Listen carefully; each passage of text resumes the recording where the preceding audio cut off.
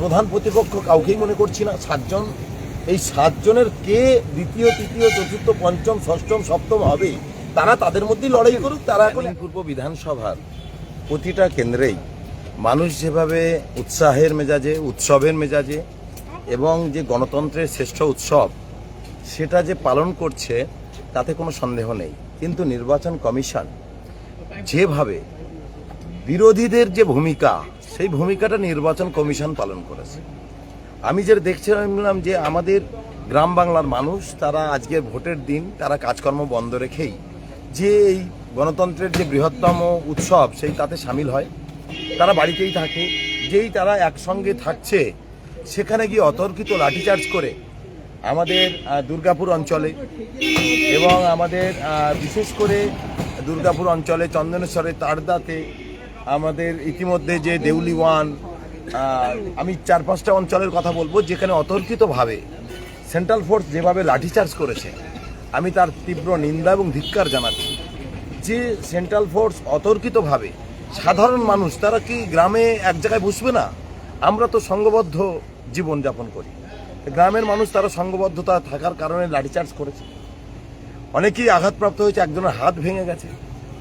আজকে সেখানে বিরোধীদের খুঁজে পাওয়া যাচ্ছে না, কারণ মমতা বন্দ্যোপাধ্যায়ের উন্নয়নের সঙ্গে অভিষেক বন্দ্যোপাধ্যায়ের নেতৃত্বে তার উন্নয়নে আজকে গত 10 বছর ধরে সেখানে বিদায়ী বিধায়ক শওকত মোল্লা তিনি মমতা বন্দ্যোপাধ্যায়ের উন্নয়নকে, অভিষেক বন্দ্যোপাধ্যায়ের উন্নয়নকে যেভাবে ঘরে ঘরে পৌঁছেছেন, রাস্তা থেকে পানীয় জল থেকে শুরু করে এলাকার সার্বিক উন্নয়ন ঘটেছে, তাতে সেখানে বিরোধীদের কোনো অস্তিত্ব নেই। যিনি আমার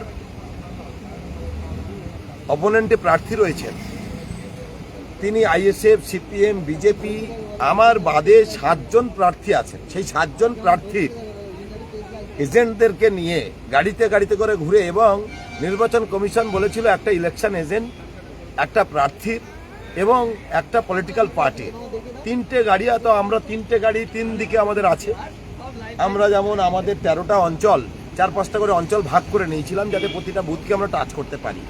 সেখানে মকপল কেমন হয়েছে, সেখানে আমাদের এজেন্টরা ঠিকঠাক কাজ করতে পারছে কিনা, সেখানে আমাদের ভোট স্লো হচ্ছে কিনা, এগুলো খোঁজখবর নিতে আমরা তো ভাগ করে নিয়েই দেখছি। সেক্ষেত্রে আমাদের পার্টির একটি ব্লক সভাপতি ছিল, ইলেকশন এজেন্ট ছিল এবং আমি ছিলাম। কিন্তু দেখা যাচ্ছে যে সেখানে একসঙ্গে 8-10টা গাড়ি, আমার অপোনেন্টের যিনি প্রার্থী তিনি ওই 7 জন সব একসঙ্গে ঘুরছে।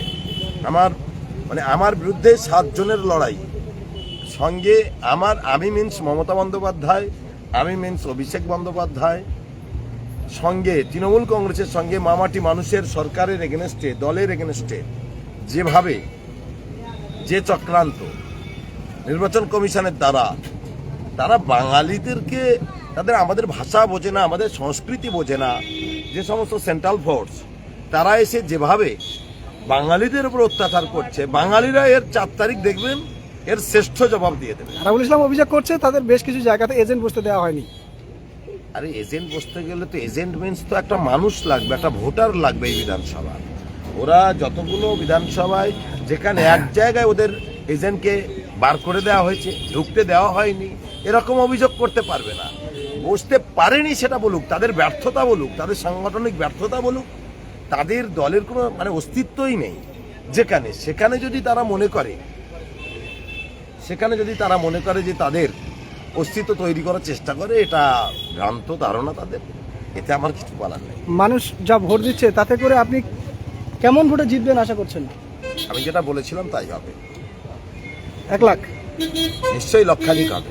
ক্যানিং পূর্বে আপনার প্রধান প্রতিদ্বন্দ্বীকে 7 জন আপনার বিরুদ্ধে লড়াই করছেন, প্রধান প্রতিপক্ষ কাকে মনে করছেন? আমি প্রধান প্রতিপক্ষ কাউকেই মনে করছি না। 7 জন, এই 7 জনের কে দ্বিতীয়, তৃতীয়, চতুর্থ, পঞ্চম, ষষ্ঠম, সপ্তম হবে তারা তাদের মধ্যেই লড়াই করুক। তারা এখন এক গাড়িতে ঘুরছে, এটা বলতে পারি।